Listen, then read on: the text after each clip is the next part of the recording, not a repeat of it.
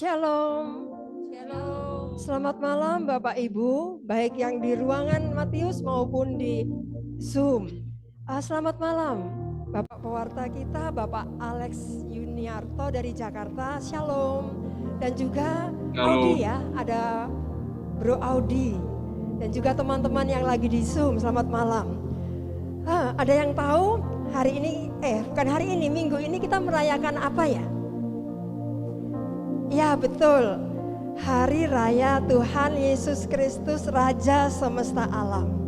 Ya, puji Tuhan luar biasa. Mazmur untuk minggu itu tuh kita diminta untuk bersukacita di dalam rumah Tuhan. Mazmurnya berkata seperti ini, mari kita pergi ke rumah Tuhan dengan sukacita. Oke, saat ini sudah kita datang berkumpul bersama, mari kita bersukacita. Karena hari ini adalah hari yang dijadikan Tuhan. Yuk kita berdiri ya. Yang di Zoom juga bisa berdiri yang di rumah. Kita katakan hari ini hari yang telah dijadikan Tuhan. Mari kita bersukacita. Karena Tuhan Yesus sendiri sudah merajai di dalam kehidupan kita.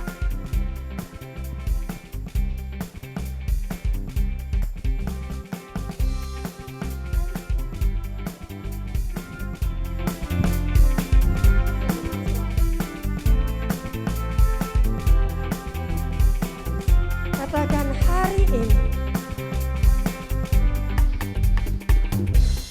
Hari ini hari yang telah dijadikan Tuhan. Mari kita bersuka. Katakan sama sebelah-sebelahnya ya. Hari ini hari yang telah dijadikan Tuhan. Mari kita bersuka di dalam siapa? Di dalam Tuhan. Di dalam Tuhan. Bersuka. Katakan bersuka. Di dalam Tuhan. Bersuka. Bersuka. Kita berikan berkat sukacita kepada orang-orang yang ada yuk. Bersuka. Bersuka citalah. Bersuka. Bersuka. Hey. Bersuka dalam Tuhan. Mari bersuka. Bersuka. Hari ini adalah hari yang dijadikan Tuhan. Mari kita. Hari ini hari yang telah dijadikan Tuhan. Mari kita bersuka di dalam Tuhan. Bersuka di dalam siapa? Katakan yuk. Hari ini hari yang telah dijadikan Tuhan. Mari kita bersuka. Katakan bersuka di dalam Tuhan. Di dalam Tuhan. Bersuka. Di dalam Tuhan. Katakan dengan penuh semangat. Bersuka, hey, bersuka dalam Tuhan. Sekarang bersuka, bersuka citalah. Bersuka, hey, bersuka dalam Tuhan. Mari bersuka, bersuka citalah. Mari bersuka. Bersuka citalah. Karena kita bersuka ada gerakan Roh Allah saat kita bersuka. Ada gerakan Roh Allah di sini. Di mana? Ada gerakan. Ada gerakan Roh Allah di sini. Tengok ke timur, kanan temennya. Di timur, di barat, di utara. Tengok belakang. Selatan. Ada gerakan Roh Allah. Sekali lagi, ada gerakan Roh Allah. Ada gerakan Roh Allah. Di mana ya? Ada gerakan Roh Allah di hidup. Ada gerakan Roh Allah. Katakan di hidup, di jiwa, dalam roh. Di hati, di jiwa, dalam roh, di hatiku. Ada gerakan Roh Allah di sini. gerakan. Ada gerakan Roh Allah di sini. Ada gerakan. Ada gerakan Roh Allah. Katakan di hidup, di jiwa, dalam roh, di hatiku. Di hidup, di jiwa, dalam roh, di hatiku. Ada gerakan Roh Allah di sini. Ada gerakan Roh Allah. Ada gerakan Roh Allah di sini. Puji Tuhan, luar biasa. Ada sukacita, ada gerakan Roh Allah di sini. Amin. Mari Bapak Ibu, kita mau awali persekutuan doa. Dipersilakan duduk. Kita mau katakan ada gerakan Roh Allah di sini. Dalam nama Bapa dan Putra dan Roh Kudus. Amin. Selamat malam Allah Bapa, Allah Putra, Allah Roh Kudus. Selamat malam Bunda Maria, para kudus dan para malaikat di surga. Kami bersyukur ya Bapa, malam hari ini Engkau memanggil kami pribadi lepas pribadi, satu persatu untuk kami boleh rindu menyembah-Mu. Kami percaya itu karena Roh-Mu sendiri yang kudus, Engkau memanggil kami. Engkau ada di sini, ada Roh Allah di dalam hati kami, di dalam ruangan ini, di dalam Zoom. Maka Engkau hadir. Dan kami mau berdoa juga untuk teman-teman kami, untuk saudara kami yang masih di dalam perjalanan, yang masih belum bisa hadir. Kiranya Roh-Mu sendiri yang kudus yang boleh memanggil mereka untuk bersatu dengan kami saat ini, memuji dan menyembah-Mu. Bapa yang maha baik, saat ini ya Bapa, sebelum kami masuk lebih lagi ke dalam hati-Mu yang maha kudus, karena Engkau sendiri adalah terang di dalam hidup kami. Lewat pengampunan-Mu, lewat kasih-Mu, Engkau memberikan kehidupan bagi kami. Ampuni ya Bapa atas segala kesalahan, pikiran, perbuatan, perkataan kami untuk sepanjang 1 minggu kehidupan kami, aktivitas kehidupan kami. Ampuni kami saat kami melukai orang-orang yang ada di sekitar kami, melukai Engkau lewat mereka, lewat keluarga kami.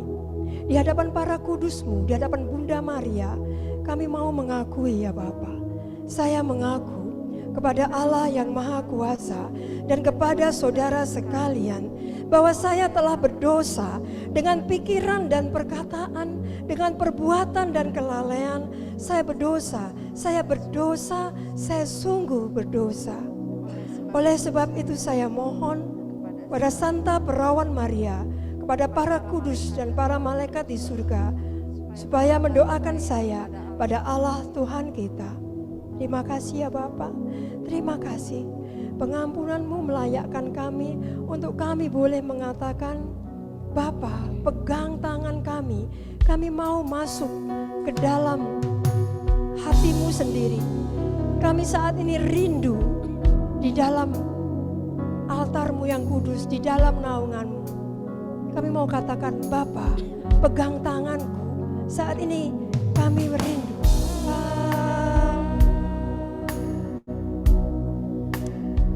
Pegang tanganku, aku rindu saat teduh bersama-Mu Bapa.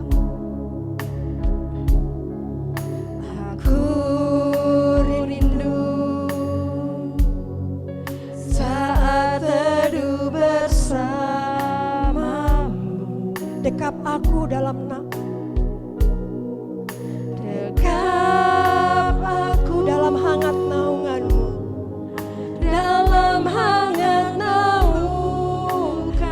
Bawa hidupku kepadamu, bawa hidupku padamu, masuk dalam altar-Mu yang ku. Bapa, pegang tangan kami saat ini. Bapa, inilah kami Bapa. Kami mau rindu datang di dalam hati-Mu. Tanganku, aku rindu masuk di dalam hati-Mu. Aku rindu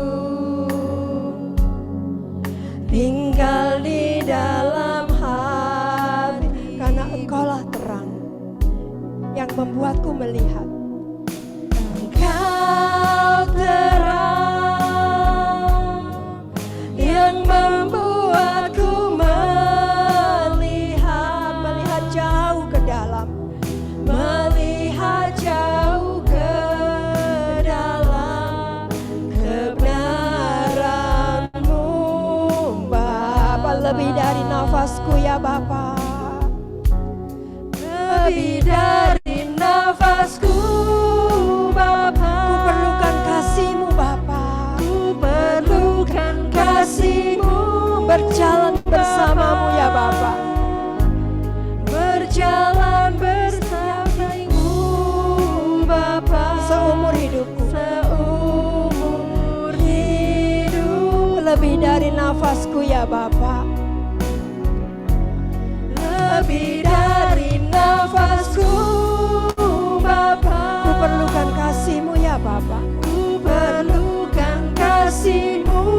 Peganglah tanganku ya Bapa, peganglah tanganku ya Bapa, untuk selalu. Katakan, Bapa, pegang tanganku, aku rindu tinggal di dalam hati-Mu. Pegang tanganku, pegang tanganku, aku rindu tinggal di dalam hati-Mu. Aku rindu tinggal di dalam hati. Hanya Engkau terang yang membuatku melihat. Engkau terang yang membuatku melihat jauh ke dalam, melihat jauh ke dalam kebenaran-Mu Bapa. Lebih dari nafasku ya Bapa, lebih dari nafasku Bapa. Hanya ku perlukan kasih-Mu Bapa, ku perlukan kasih-Mu Bapa. Peganglah tanganku saat ini ya Bapa, berjalan di samping-Mu Bapa, seumur hidupku. Peganglah tanganku ya Bapa, lebih dari nafasku Bapa. Peganglah tanganku, ku perlukan kasih-Mu. Peganglah tanganku ya Bapa, peganglah tanganku ya Bapa, untuk selalu. Lebih dari nafasku ya Bapa, ku perlukan kasih-Mu. Peganglah tanganku, lebih dari nafasku Bapa, ku perlukan hanya kasih-Mu. Ku perlukan kasih-Mu. Peganglah tanganku ya Bapa, peganglah tanganku ya Bapa, untuk selamanya. Peganglah tanganku ya Bapa, peganglah tanganku ya Bapa, untuk selamanya. Benar Bapa, peganglah tangan kami saat ini. Izinkan kami bersyukur ya Bapa atas segala yang boleh kami terima malam hari ini, untuk sepanjang hari ini. Terima kasih ya Bapa untuk persekutuan doa malam hari ini. Terima kasih ya Bapa untuk kami boleh hadir memuji dan menyembah-Mu malam hari ini. Terima kasih ya Bapa atas keluarga yang telah Kau berikan kepada kami. Terima kasih ya Bapa atas suami, atas istri, atas anak-anak yang telah Kau berikan kepada kami. Mari kita ungkapkan syukur kami malam hari ini, karena hanya Bapa sendiri yang boleh datang melawat kita. Terima kasih ya Bapa, terima kasih. Engkau melayakkan kami untuk kami boleh lebih masuk lagi. Saat ini ya Bapa, kami mau katakan, Engkau adalah Raja kami. Engkau adalah Yesus. Hanya Engkau yang boleh kami puji, boleh kami sembah. Kami katakan, Yesus, kami mau memuji-Mu, kami mau menyembah-Mu malam hari ini. Mari kita berdiri, kita beri hormat kepada Yesus yang telah ada di sini, menghampiri kita, ada bersama kita. Katakan, Yesus, Engkau yang layak kami puja, hanya Engkau yang layak kami sembah. Engkau adalah Raja kami. Saat ini Engkau telah berdiri di tengah kami. Mari kita katakan, Yesus, kami puja.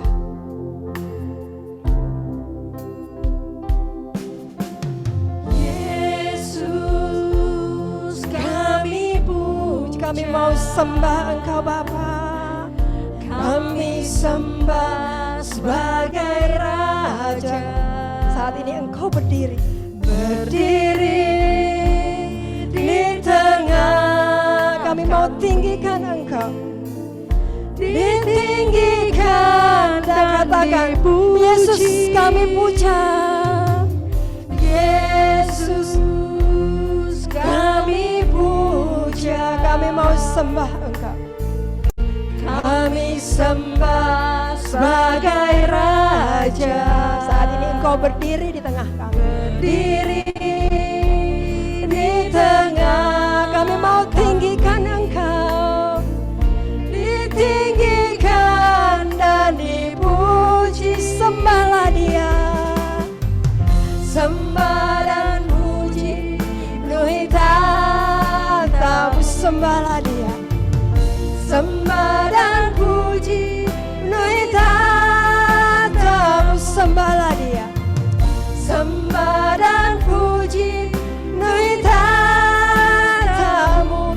Yesus Tuhan adalah Raja. Sembahlah Dia, sembah dan puji penuhi tatamu. Inilah kami ya Bapa, sembah dan puji penuhi tatamu. Sembahlah Yesus, sembah dan puji penuhi tatamu.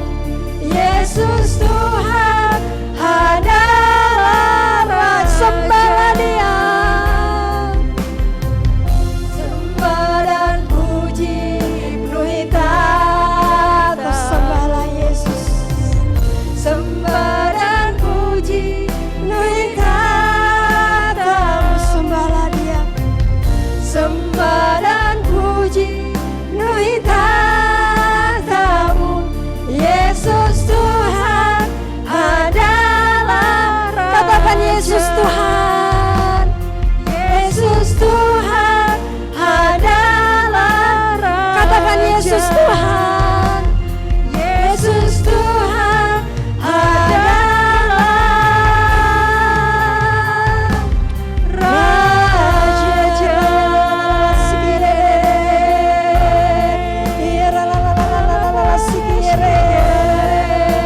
Terima kasih ya Bapa.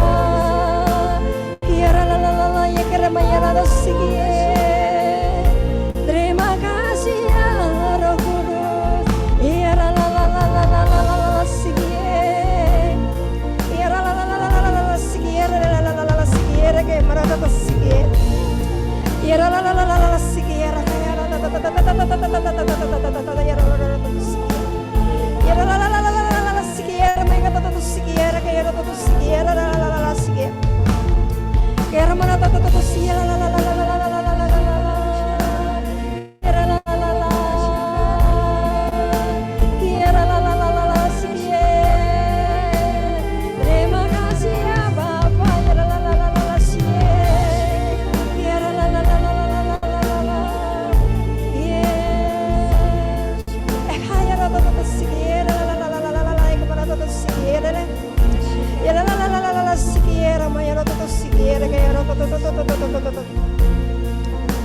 Ya karamaya roto to sikiera ko yo roto to sikiera ka.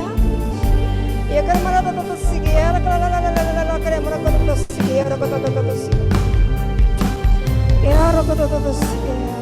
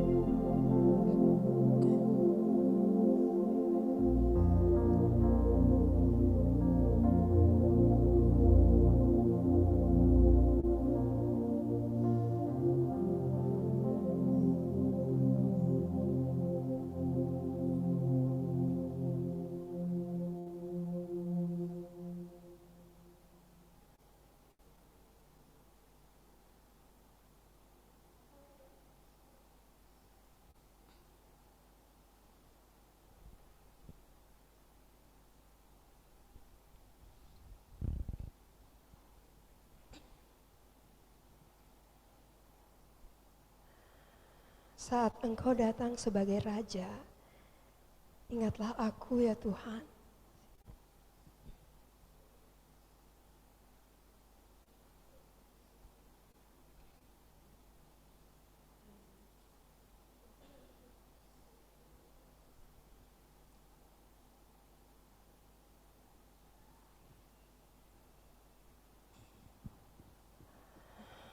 Terima kasih ya Allah Roh Kudus. Terima kasih atas selawatan-Mu. Bukan suatu kebetulan, tetapi hanya rencana-Mu saja. Untuk kami malam hari ini boleh mendengarkan sabda-Mu tentang Santo Petrus yang akan dibawakan oleh hamba-Mu, Bapak Alex Yuniarto dari Jakarta. Kami percaya, meskipun awalnya beliau mau hadir di sini, tetapi karena keadaan yang tidak memungkinkan, beliau hadir di Zoom. Tapi kami percaya firman-Mu ada pada dimanapun, ada roh Allah dimanapun. Saat kami merindukan Engkau, Engkau akan datang memenuhi. Terima kasih ya Bapa, Engkau telah menyiapkan hati, tubuh, jiwa, dan roh kami untuk kami boleh menerima firman-Mu melalui Bapak Alex. Terima kasih. Kemuliaan kepada Bapa dan Putra dan Roh Kudus seperti pada permulaan, sekarang, selalu, dan sepanjang segala abad. Amin.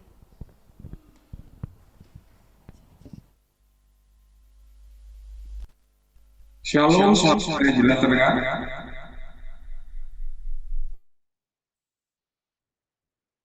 Halo? Anda, suara saya jelas, Anda? Iya, aku jelas kok. Oke. Lagi di setting dulu di sini supaya lebih oke kok. Bentar ya. Oke.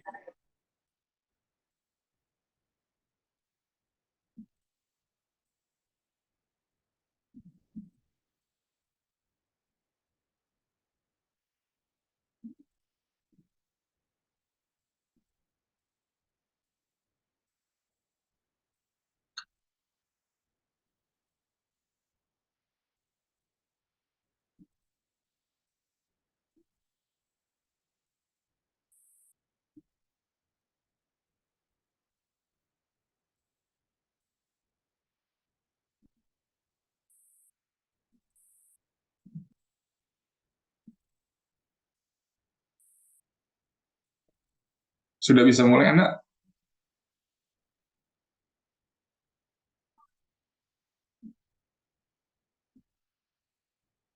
Oke. Shalom, Bapak Ibu, saudara-saudaraku yang dikasihi oleh Tuhan.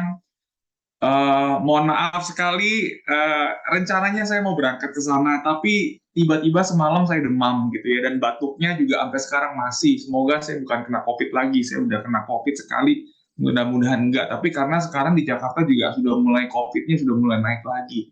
Ya, semoga enggak lah gitu ya. Istri saya juga sudah mulai badannya demam, anak saya batuk pilek. Jadi saya juga kalau ke sana takut nebar virus gitu ya. Nah, tetapi puji Tuhan saat ini walaupun melalui Zoom saya bisa hadir. Semoga melalui Zoom ini tidak menghalangi Tuhan berbicara pada malam hari ini melalui firman-Nya. Oke, tadi dikenalkan, nama saya Alex Juniarto. Saya dari BPK Keuskupan Agung Jakarta, seorang pewarta dan pengajar. Puji Tuhan, Audi sekarang ada di Jakarta nih ya. Anda gitu ya, jadi sering ketemu juga di Jakarta. Dan malam hari ini saya mengambil tema, jadi bulan ini temanya mengenai Santo dan Santa, gitu ya. Dan hari ini saya mengambil seorang Santo yang namanya, Bapak Ibu pasti tahu namanya Santo Petrus. Ada nggak kira-kira yang di ruangan yang namanya baptisnya Petrus gitu ya. Nah, Bapak Ibu yang dikasihi oleh Tuhan, sebelum saya memulai pengajaran atau permenungan pada malam hari ini ya, saya ada cerita lucu. Ini kisah nyata yang saya alami. Jadi sebelum masuk firman, saya mau cerita dulu Bapak Ibu. Jadi Bapak Ibu, kalau lagi Jumat Agung, biasanya kita mendengarkan pasio ya, Ana ya. Mendengarkan pasio itu bacaan Injil yang dibacakan. Dan biasanya itu membosankan, boring, ngantuk begitu Bapak Ibu ya. Dan kisahnya ketika pasio itu berlangsung, Ada ayat ya di dalam Alkitab, mungkin Bapak Ibu sering dengar, ada ayat yang bilang, dan ayam, kan Pasio begini, inilah kisah sengsara Tuhan kita Yesus Kristus menurut Yohanes. Bapak Ibu pasti ngantuk saat itu ya gitu ya. Nah Bapak Ibu ingat gak, ada ayat yang bilang seperti ini, dan ayam jantan pun berkokok. Pasti Bapak Ibu tahu ya. Nah ini karena mungkin yang jadi Pasio gitu di depan gitu ya, mungkin terlalu lama dan dia ngantuk, tiba-tiba Pasionya ngomong begini, harusnya dan ayam jantan pun berkokok. Dia bilang begini Bapak Ibu, dan Petrus pun berkokok. Mungkin Bapak Ibu di ruangan itu langsung ketawa gitu ya, karena Bapak Ibu fokus dengerin saya. Tetapi waktu saya misa pada waktu itu, saya ikut acara itu, tidak ada satupun Bapak Ibu yang ketawa, padahal kan salah tuh ya. Dan Petrus pun berkokok, tiba-tiba Pasionya menganulir gitu ya. Setelah dan Petrus pun berkokok, dia sadar, salah ayamnya. Nah ketika bilang salah ayamnya, umat semua pada ketawa. Ini sebagai lucu-lucuan dulu sebelum kita masuk di dalam pengajaran mengenai Santo dan Santa. Hari ini saya berbicara mengenai Santo Petrus. Saya coba share screen Bapak Ibu ya. Sudah kelihatan?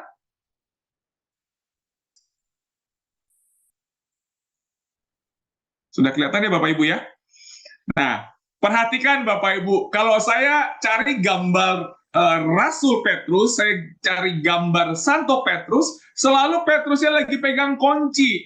Nah, itu kunci apa kira-kira ya? Nah, pasti Bapak Ibu bingung, itu kunci apa? Kunci rumah atau kunci apa?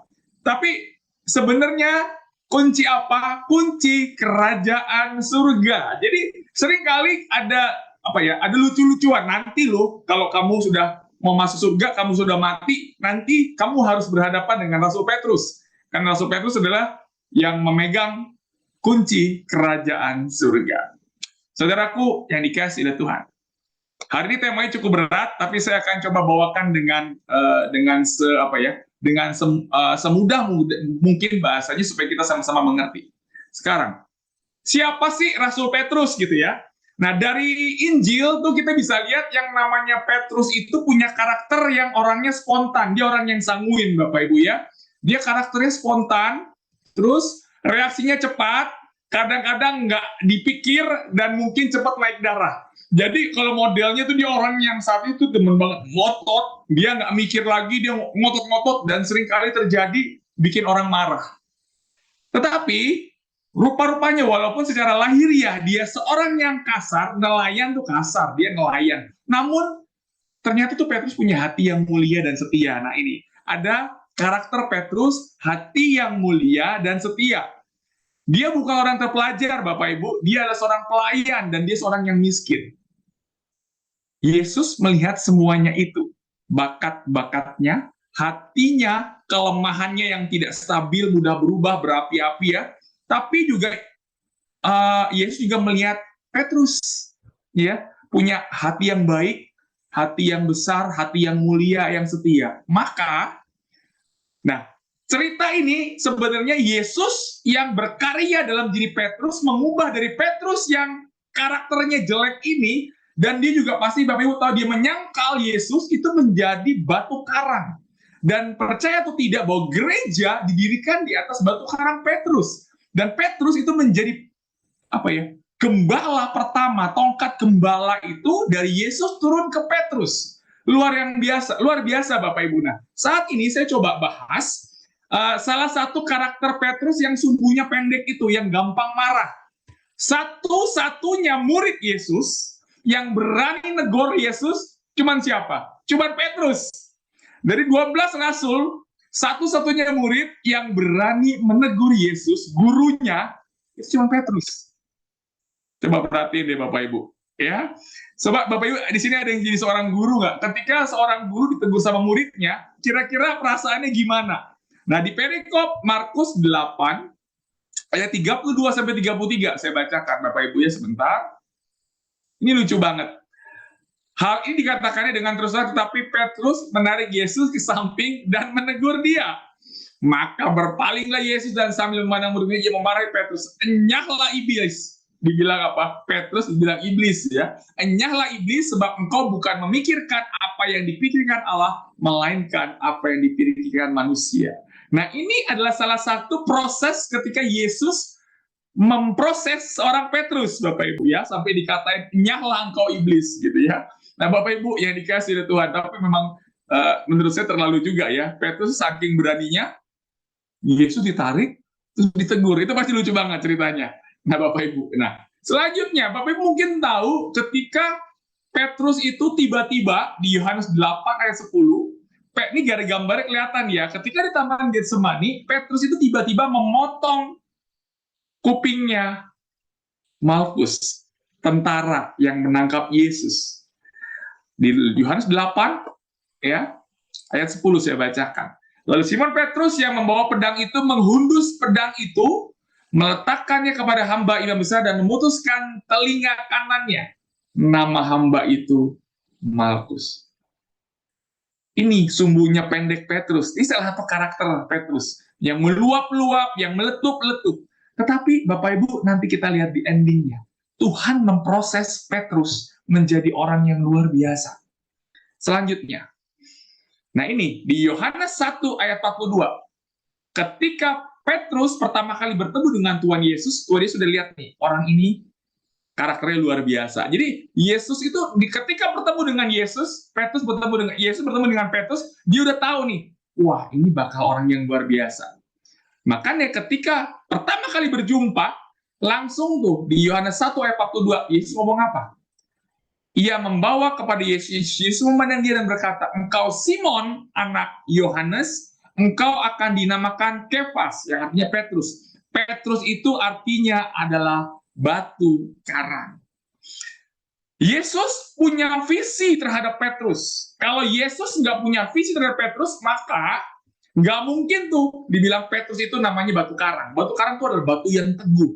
Nah, makanya ada ayat di atas batu karang ini aku akan mendirikan jemaatku, akan mendirikan gerejaku di atas batu karang Petrus.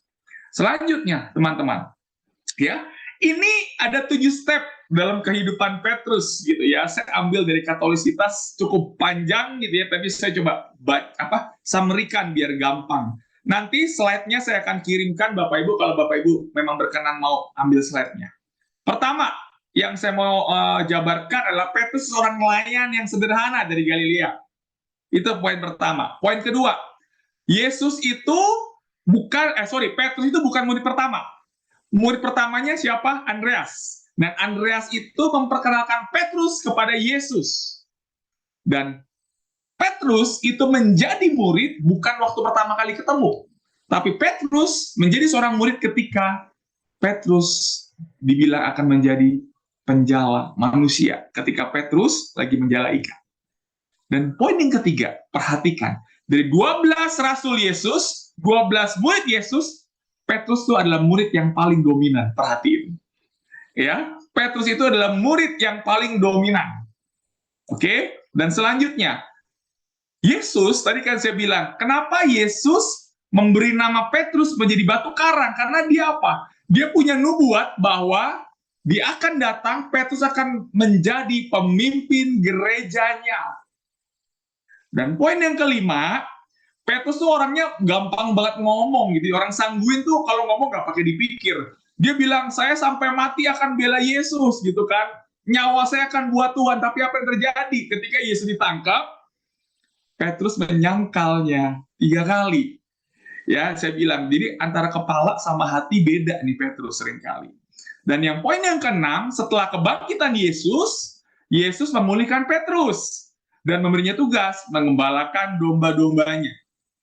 Dan yang poin yang ketujuh, ini setelah Pentakosta Bapak Ibu ya. Setelah Pentakosta, ya Roh Kudus turun atas para rasul ya, Petrus menjadi pemimpin gereja mula-mula dan dia memberitakan Injil tanpa takut mati. Itu gara-gara apa? Gara-gara Pentakosta, gara-gara Petrus dan rasul-rasul yang lain menerima pencurahan Roh Kudus.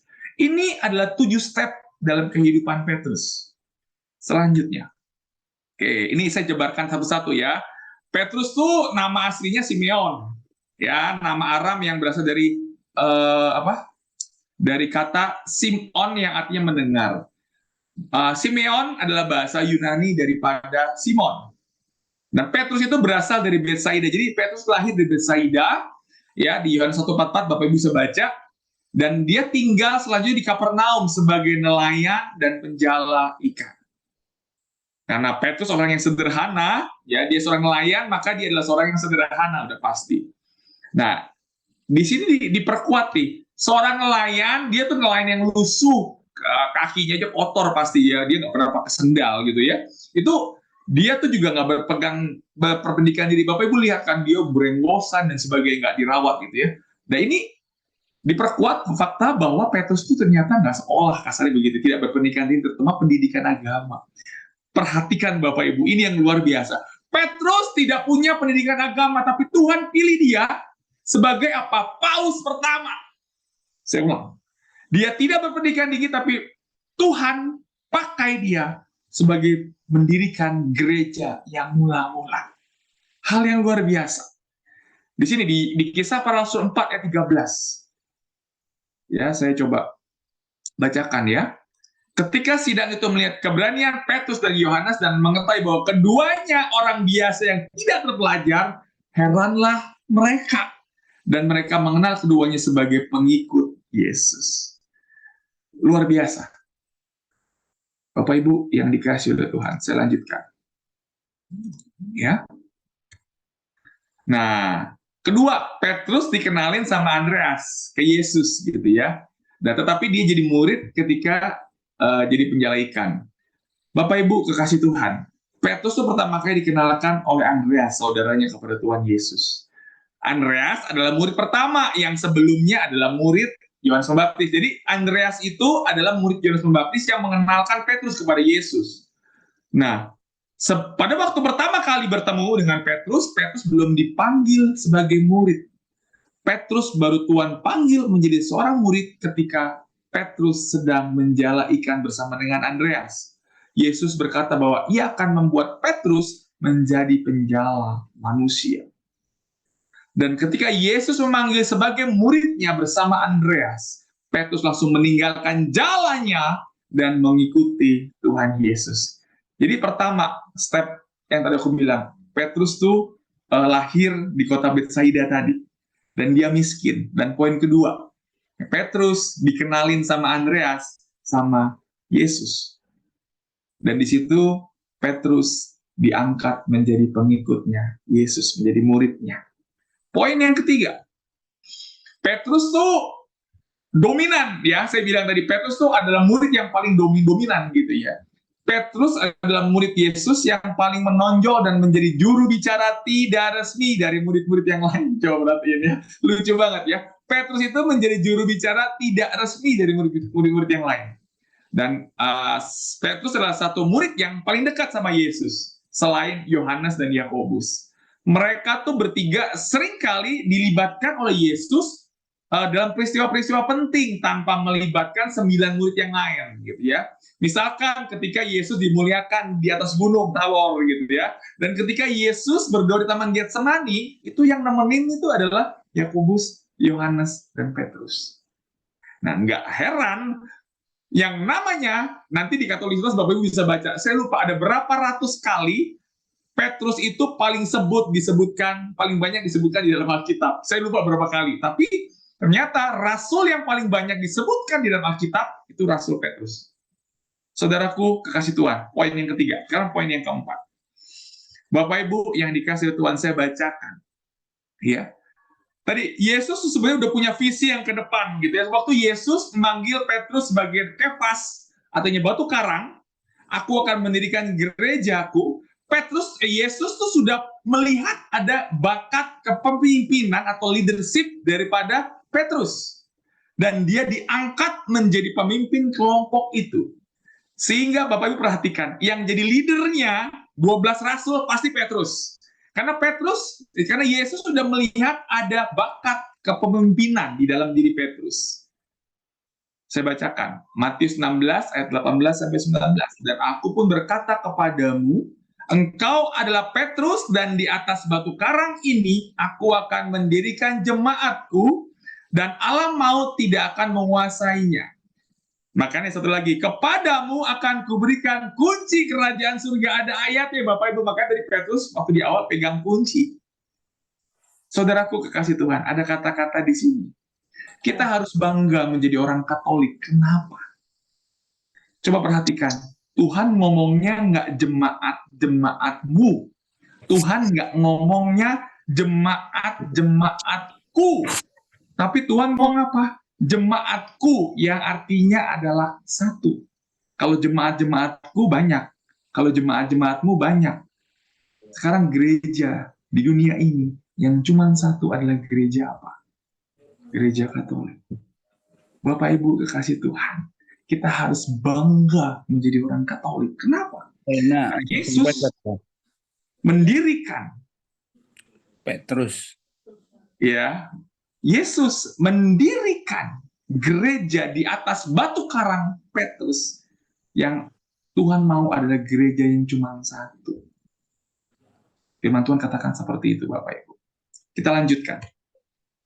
Nah, ini poin kelima. Ini mulai kejatuhannya Petrus, ya.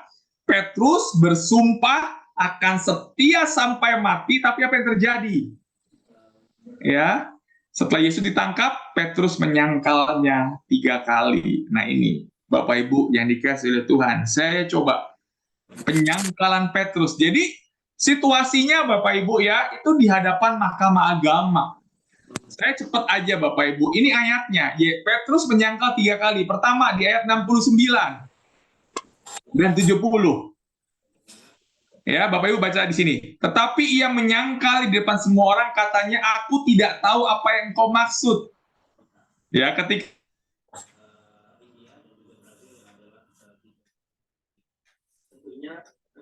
ini menjadi modal juga bagi India untuk menunjukkan bahwa kita memang masih bisa. Apa Petrus menyangkal? Poin yang pertama. Oke. Saya masih kedengaran ya suaranya ya. Oke. Lanjut. Penyangkalan yang pertama ini.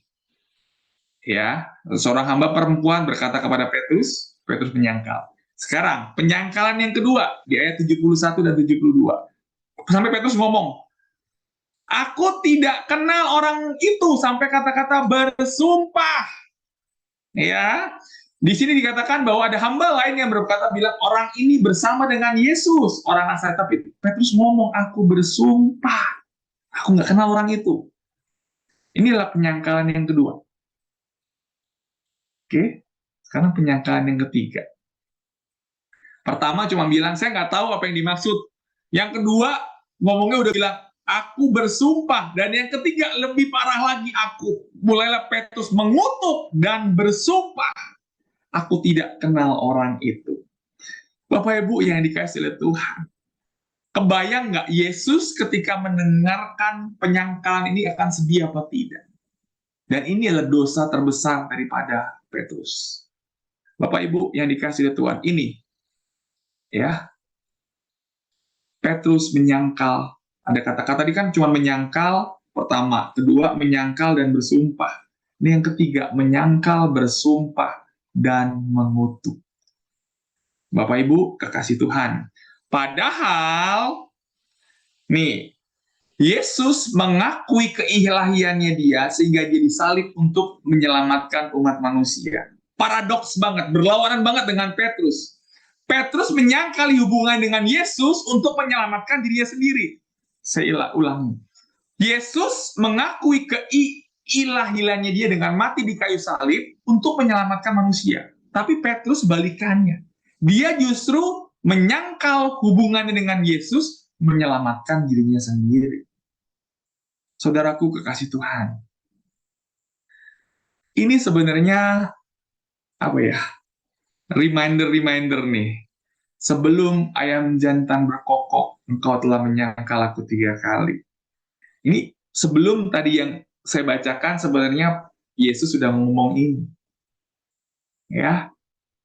Lalu ia pergi keluar dan Petrus sedih banget.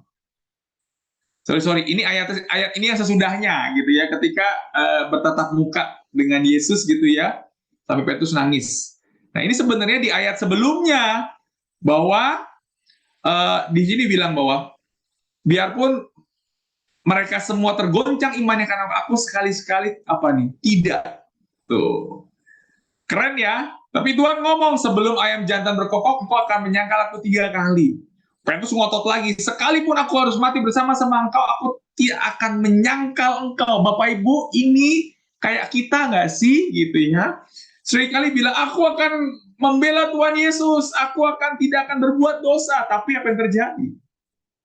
Kita berbuat dosa, Bapak Ibu. Ya, padahal sumpah serapah kita adalah aku akan membela Yesus gitu ya. Seperti Petrus di awalnya di ayat 33 sampai 35 dia bilang apa? Bahwa aku tidak akan menyangkal engkau, aku akan bersama-sama dengan aku. Apa yang terjadi?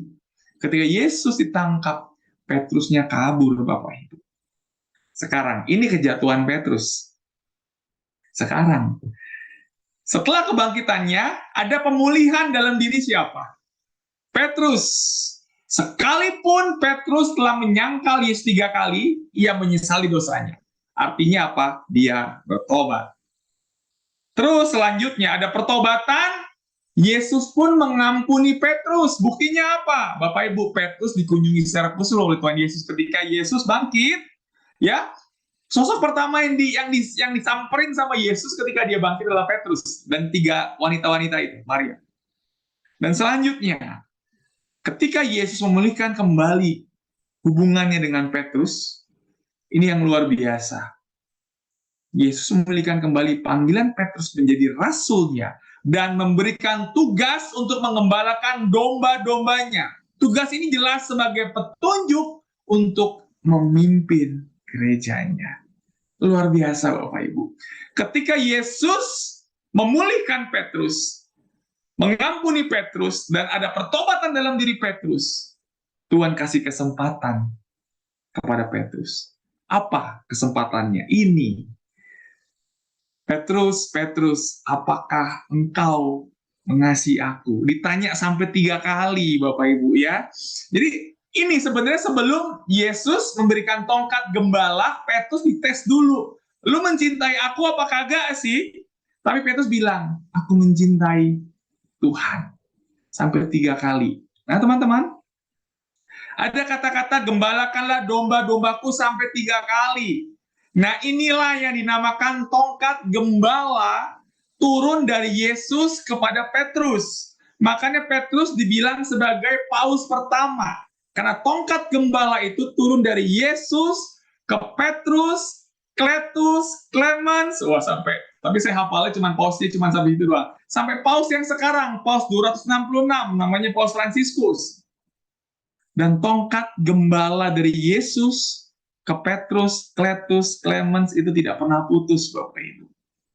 Tongkat gembala itu turun sampai paus yang sekarang. Bapak Ibu yang dikasihi oleh Tuhan. Ini Yesus nanya sama Petrus, apakah engkau mengasihi aku? Sampai 3 kali. Sebenarnya ngapain nanya sampai 3 kali? Ini mengingatkan penyangkalan Yesus, penyangkalannya atas Yesus sebanyak 3 kali. Benar ya? Nah, aku suka banget statement ini.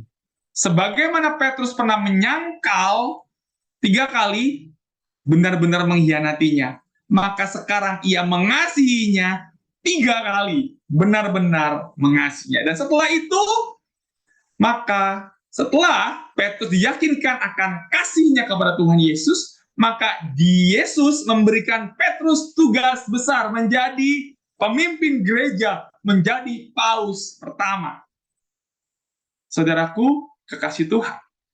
Selanjutnya, yang terakhir, poin ke-7. Ini kisahnya setelah Yesus sudah naik ke surga. Roh penolong itu ada pada waktu pencurahan Roh Kudus, pada waktu Pentakosta. Jadi kepemimpinan Petrus atas murid-murid yang lain dan gereja mula-mula itu ketika Yesus naik ke surga. Semakin nyata ketika Yesus naik ke surga. Nah contohnya Bapak Ibu, Petrus tuh memimpin 120 murid berdoa menantikan turunnya Roh Kudus dan inisiatif untuk mengganti penggantinya siapa? Yudas Iskariot. Ini inisiatifnya Petrus. Terus ketika terjadi pencurahan Roh Kudus, wah dia menjadi orang yang militan banget Bapak Ibu. Sampai dibilang emas perak saya nggak punya, dia bilang. Tetapi dalam nama Tuhan Yesus yang kau salibkan, kau bangkit dan berjalanlah.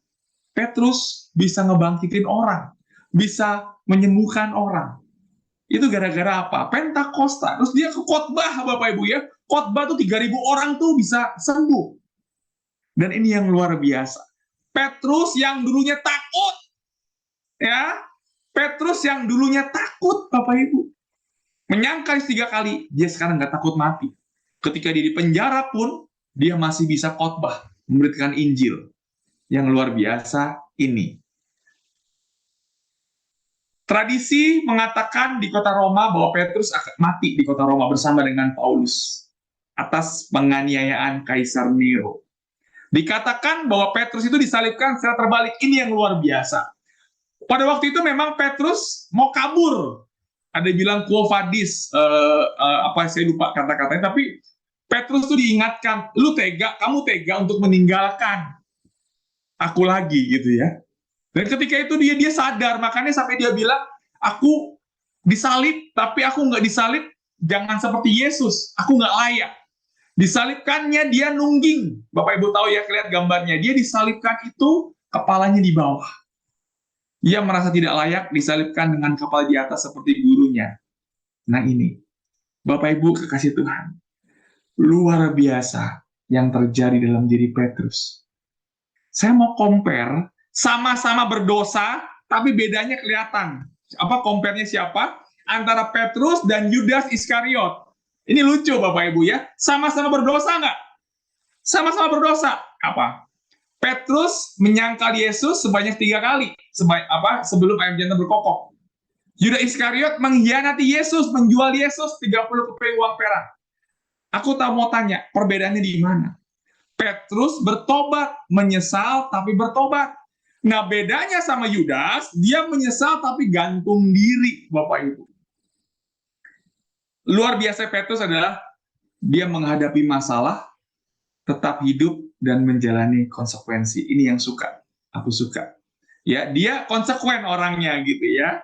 Terus kalau yang namanya Yudas, dia jalan pintas, dia gantung diri. Ini Petrus punya hal yang luar biasa apa?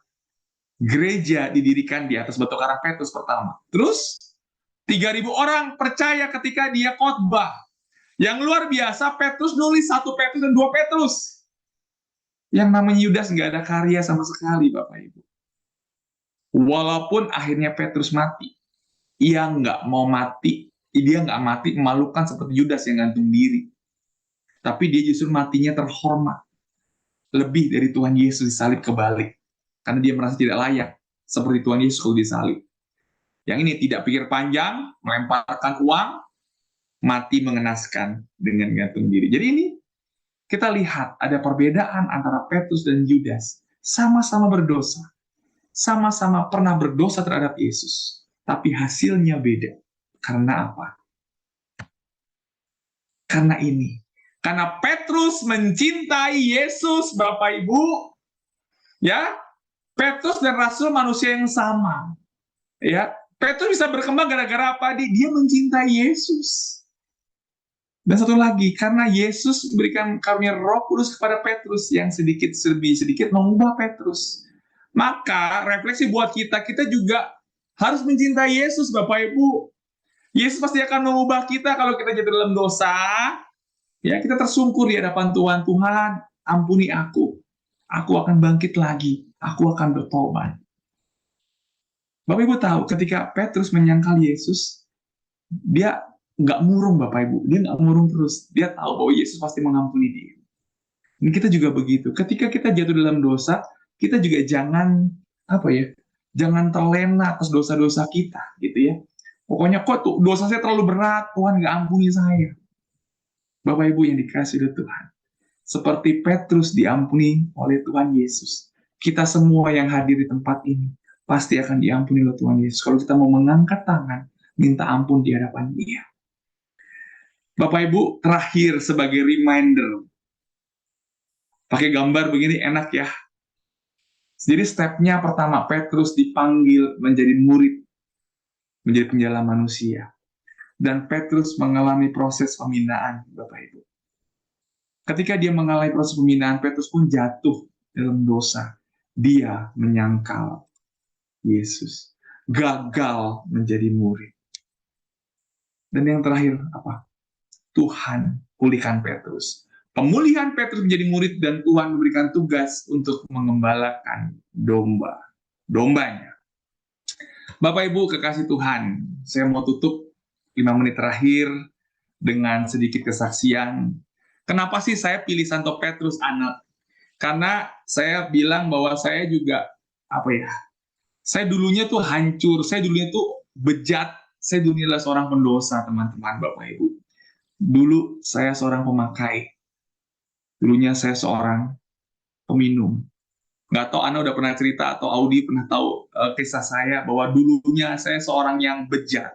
Dulunya saya seorang pemakai, seorang peminum, saya makan narkoba dan sebagainya.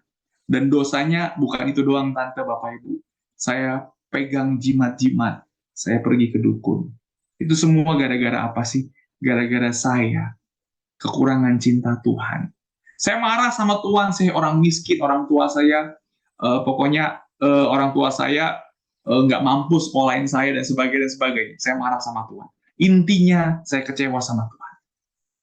Dan kekecewaan saya, Bapak Ibu, memuncak ketika orang tua saya bercerai, ketika orang tua saya pisah. Saya lebih marah lagi sama Tuhan. Kuliah di Atmajaya, harusnya saya bisa berbahagia, bersyukur karena dapat beasiswa, tapi justru itu saya kuliah hancur-hancuran anak. Orang-orang IP 4, 3, IP saya 1 aja nggak nyampe. IP saya 0, rotring. Jadi hancur banget hidup saya. Pertanyaannya, kapan saya bertobat? Dosa saya tadi apa ya? Saya suka minum minuman keras, sampai saya pernah waktu itu kehabisan vodka, ada alkohol 70%, saya aduk sebagai minuman. Saya sering banget ngisep ganja, dan tempat ngisep ganja yang paling aman adalah di kampus, adalah di samping kapel. Saya ngisep ganja di samping sakristi, Bapak Ibu. Itu dosa yang luar biasa. Dan saya suka pergi ke dukun, saya pegang jimat-jimat. Kisahnya, ketika saya ikut SADR, ikut RHDR, pada itu retret hidup dalam roh, Atmajaya mengadakan itu. Dan saya ikut retret itu. Awalnya saya mengikuti retret itu dengan malas-malesan, karena saya pikir, ini kok kayak gereja Kristen ya, apa bahasa roh, joget-joget, dan sebagainya, saya nggak suka. Tapi justru di momen ada sesi pertobatan, inilah sesi yang luar biasa. Ketika mungkin Bapak Ibu tahu, Sinta Suryo belum lama ke Cirebon gitu ya, Kak Sinta belum lama ke Cirebon ya anak ya. Nah, waktu itu sesi keempatnya yang membawakan Kak Sinta Suryo. Ketika Kak Sinta Suryo di depan, tiba-tiba Romo pembimbing, Romo almarhum Rekan Mbah SSCC, itu merebut mic-nya Kak Sinta. Dan ketika dia merebut mic-nya Kak Sinta, Romo ini bilang, ada satu anak pria di tempat ini yang di dompetnya ada jimat-jimat. Itu dosa. Nanti malam ketemu saya. Sakti banget, Ane, Audi, Romonya. Aduh, sakti banget. Ini yang namanya karunia sabda pengetahuan yang waktu itu saya belum tahu itu apa. Dan akhirnya malam itu juga saya menghadap Romo. Dan malam itu ketika saya menghadap Romo, wajah Romo itu berubah total. Berubah total, Bapak Ibu. Dan dia memandang wajah saya. Dan dia bilang, Alex, anakku, aku mengasihimu lebih daripada apapun di dunia ini. Engkau adalah anak kesayanganku. Kau sungguh berharga di hadapanku. Saya seperti anak yang hilang, makan ampas babi, Bapak Ibu. Tapi Tuhan ampuni saya. Dan detik itu pula, saya merasa dibebaskan dari dosa-dosa saya. Saya merasa diampuni oleh Tuhan. Dan detik itu pula, saya bertobat. Seperti Petrus, dia bertobat. Saya pun juga bertobat saat itu. Dan setelah saya pulang dari retret itu, Puji nama Tuhan. Saya mulai melayani Tuhan. Saya SADR, saya bertobat tahun 94, Bapak Ibu. Itu pertama kali saya bertobat, saya merasa dipulihkan sama Tuhan. Dan puji nama Tuhan, dari tahun 94 sampai detik ini, saya masih setia, seperti Petrus setia melayani Tuhan. Sampai detik ini, saya belum pernah berpikir untuk lari dari pelayanan. Saya tetap setia, mau melayani Tuhan. Karena apa? Pelayanan saya sampai mati pun nanti tidak akan pernah membalas cintanya Tuhan sama saya. Ini Bapak Ibu sebagai penutup kesaksian saya. Petrus Tuhan pulihkan, dan saya pun dipulihkan oleh Tuhan. Terima kasih Tuhan Yesus. Terima kasih Allah Roh Kudus yang telah memulihkan saya. Ini sedikit kesaksian sebagai penutup. Semoga berkenan. Tuhan memberkati kita semua. Amin.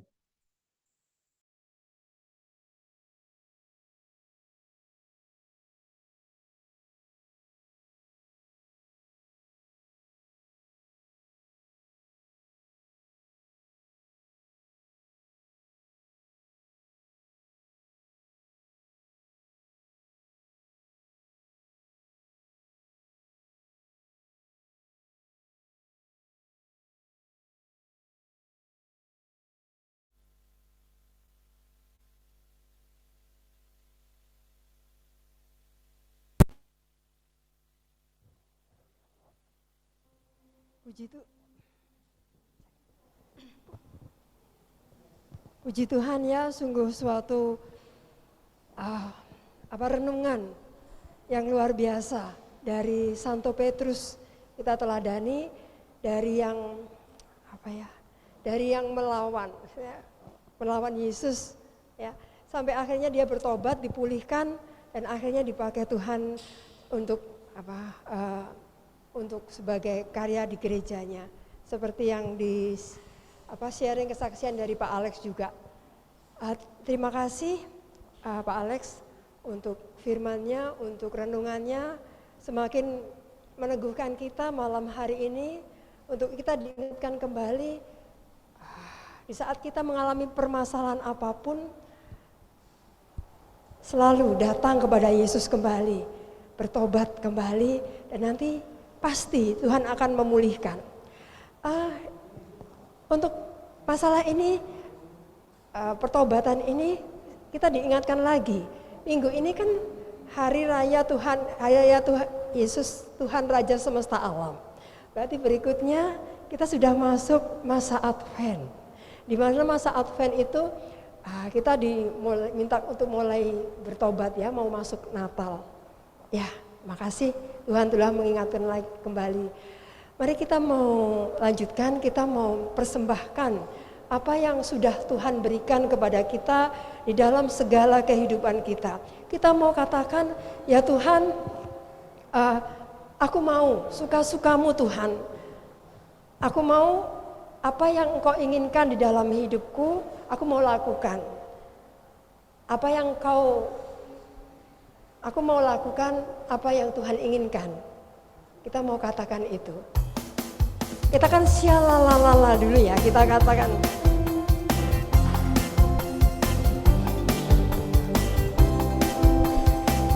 Katakan syalalala. Syalalala, he, syalala. Syalalala, syalalala, he, syalalala. Syalalala, syalalala, he, syalala. Syalalala, syalalala, he, ya. Sungguhlah hidupku tadi ditebus oleh kuasa darah yang kudus. Sekarang hidupku bukan milikku lagi. Apa yang Tuhanku inginkan, apa yang Tuhanku mau inginkan, apa yang Tuhanku mau lakukan. Asalkan Tuhanku senang, semua ku relakan, namanya benar. Kita mau seperti itu, katakan suka-suka. Berani kita katakan suka-sukamu Tuhan. Suka-sukamu Tuhan, suka-sukamu Tuhan.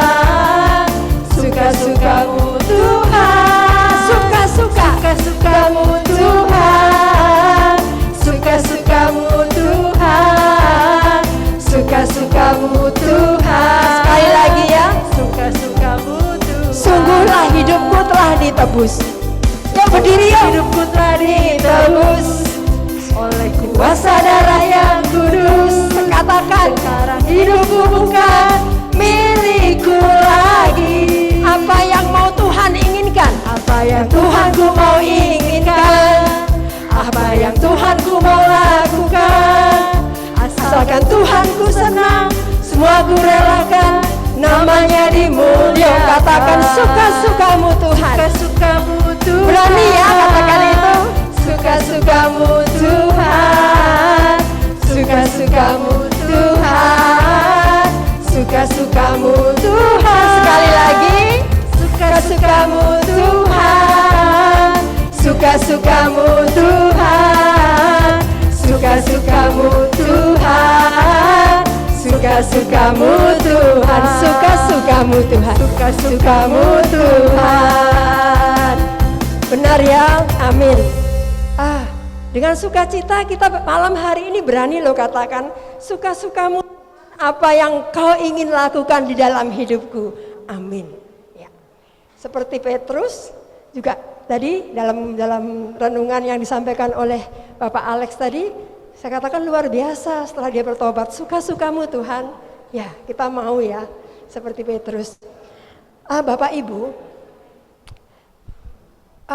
besok minggu depan kita akan dilayani oleh pewarta dari Cirebon. Dulunya, sekarang lagi di Jakarta, Ibu Maria Francisca dengan tema Santa Cecilia. Hari ini gereja merayakan Santa Cecilia. Yuk kita mau tahu ya, dengar kisahnya, datang ya Selasa depan. Dan akan dilayani dengan pujian Ibu WL Saudara Haris. Ya dengan teman-teman. Mari Bapak Ibu, kita kembali, kita sudah 5 ya, berarti dalam bulan ini kita sudah 5 loh. Santo Santa, kita sudah mau meneladani hidupnya. Yang pertama siapa? Ya betul, Albertus Agung. Yang kedua siapa? Santa Elizabeth. Cecilia nanti minggu berikutnya. Yang ketiga yang minggu lalu siapa? Ingat? Ya benar, Carolus Borromeus. Hari ini kita Santo Petrus. Oke, minggu depan Santa Cecilia. Pasti menarik. Ya. Yuk kita mau akhiri persekutuan doa kita malam hari ini. Kita mau tundukkan. Oh ya, sebelum ini sesuai ya. Maukah engkau sembuh? Mari kita hadir di seminar ini seperti Petrus. Begitu sembuh, kita mau melayani Tuhan dengan sukacita. Yuk kita ikut seminar penyembuhan luka batin yang baru pertama kali di Cirebon. Ya, biasanya di tempat yang jauh. Sekarang datang di Cirebon. Yuk kita hadir ya, teman-teman di semuanya dimanapun bisa hadir yang di Cirebon. Oke. Kita lanjutkan, kita mau akhiri persekutuan doa malam hari ini. Kita mau berdoa. Bapa yang maha baik, kami bersyukur malam hari ini melalui pewarta sabdamu Bapak Alex Yuniarto, Engkau mengingatkan kami kembali untuk taat setia kepadamu walaupun apapun yang telah kami lakukan. Kami mau datang kepadamu, minta ampun, bertobat, dan kami percaya Engkau akan memulihkan setiap kehidupan kami, apapun itu. Dan kami percaya, saat Engkau sendiri memulihkan, Roh-Mu hadir di dalam kehidupan kami. Kami mau berdoa untuk Bapak Alex Yuniarto dan keluarga, dan seluruh karya-karya dimanapun dimanapun beliau ditempatkan. Kiranya Engkau sendiri yang memberikan rahmat kesehatan, damai sejahtera, dan sukacita di dalam aktivitas karya-karyanya, di dalam pelayanannya. Biarlah melalui beliau, melalui Bapak Alex, nama-Mu semakin dimuliakan dan umat boleh merasakan cinta-Mu juga ya Tuhan. Dan saat ini kami mau juga berdoa untuk saudara-saudara kami yang di Cianjur yang sedang mengalami gempa, kesusahan, tertimpa gempa, tertimpa musibah. Kiranya ya Bapa, ya Tuhan, hadirlah di tengah-tengah mereka. Kuatkanlah semangat mereka. Biarlah melalui segala bantuan, baik itu dari pemerintah maupun orang-orang yang mau sebagai relawan dan juga donatur, Engkau memulihkan mereka. Engkau memberikan sukacita, kegembiraan di sela-sela aktivitas, di dalam segala keterbatasan mereka. Dan juga kami mau berdoa ya Bapa, untuk mereka yang saat ini sedang sakit, baik itu di rumah maupun di rumah sakit. Dan juga kami mau berdoa untuk mereka yang tinggal serumah, yang merawatnya. Biarlah Engkau sendiri yang memberikan kekuatan, damai sejahtera, kebahagiaan, sukacita, agar di dalam segala keterbatasan, baik yang sakit maupun keluarganya, mereka boleh tetap menjadi berkat bagi orang-orang yang dijumpainya. Terima kasih ya Bapa. Dan juga kami mau berdoa untuk teman-teman kami di persekutuan doa PDPKK Santo Yusuf Cirebon ini, yang dalam 1 minggu ini boleh merayakan hari ulang tahunnya. Boleh Kau berikan berkat, bertambah lagi usia mereka. Untuk Ibu Lili Watli, untuk Felicia Ita, untuk Regina, kiranya Engkau sendiri yang memberikan rahmat yang mereka butuhkan, damai sejahtera, kesehatan, sukacita. Biarlah mereka boleh menjadi berkat dimanapun mereka berada. Dan apapun yang mereka rancangkan, apa mereka cita-citakan di dalam 1 tahun ini, sesuai dengan kehendak dan rencana-Mu saja. Terima kasih ya Bapa. Kami akhiri persekutuan doa ini dengan doa yang Tuhan Yesus sendiri berikan. Bapa kami yang ada di surga, dimuliakanlah nama-Mu, datanglah kerajaan-Mu, jadilah kehendak-Mu di atas bumi seperti di dalam surga. Berilah kami rezeki pada hari ini, dan ampunilah kesalahan kami, seperti kami pun mengampuni yang bersalah kepada kami. Dan janganlah masukkan kami ke dalam pencobaan, tetapi bebaskanlah kami dari yang jahat. Amin. Santo Petrus, doakanlah kami. Amin. Dalam nama Bapa dan Putra dan Roh Kudus. Amin. Mari Bapak Ibu kita bangkit berdiri. Kita mau katakan, biarlah ya Tuhan, inilah. Kami mau katakan, di dalam kehidupan kami mau selalu menyanyi hanya untuk-Mu. Dalam seluruh kehidupan kami mau bermazmur bagi-Mu. Kami mau memuji-Mu sepanjang hidup kami. Di sela-sela aktivitas kami, biarlah pujian itu ada di dalam kehidupan kami.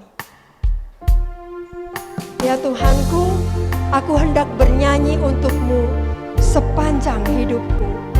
Biarlah aku mau bermazmur bagi-Mu seumur hidup. Ya Tuhanku, aku hendak bernyanyi bagi-Mu selama ku hidup. Selama ku hidup, ya Allahku, ya Allahku, aku hendak bermazmur. Aku hendak bermazmur bagi-Mu selagi ku, katakan sekali lagi, ya Tuhanku, aku hendak bernyanyi bagi-Mu. Ya Tuhan, aku hendak bernyanyi bagi-Mu selama ku hidup. Selama ku hidup, ya Allahku, ya Allahku, aku hendak bermazmur. Aku hendak bermazmur bagi-Mu selagi ku ada. Inilah yang ku renungkan ya Bapa. Inilah yang ku renungkan setiap waktu, nyanyian dan pujian hanya kepada-Mu. Nyanyian dan pujian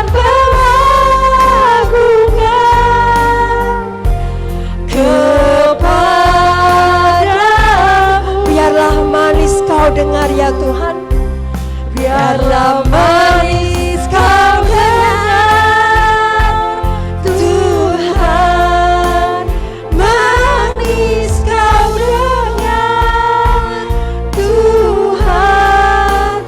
Dan hatiku bersuka karenamu. Inilah yang kurenungkan ya Bapa. Inilah yang kurenungkan setiap waktu, hanya nyanyian pujian dan pengagungan, nyanyian pujian dan pengagungan hanya kepadamu, biarlah hanya manis kau dengar ya Tuhan. Biarlah manis kau dengar, Tuhan. Manis kau dengar, Tuhan. Dan hatiku bersuka, dan hatiku bersuka, dan hatiku bersuka, dan hatiku bersuka karenamu. Terima kasih, Tuhan Yesus memberkati. Sampai Selasa depan. Thank you untuk malam hari ini. Tuhan berkati. Aku pamit ya. Ana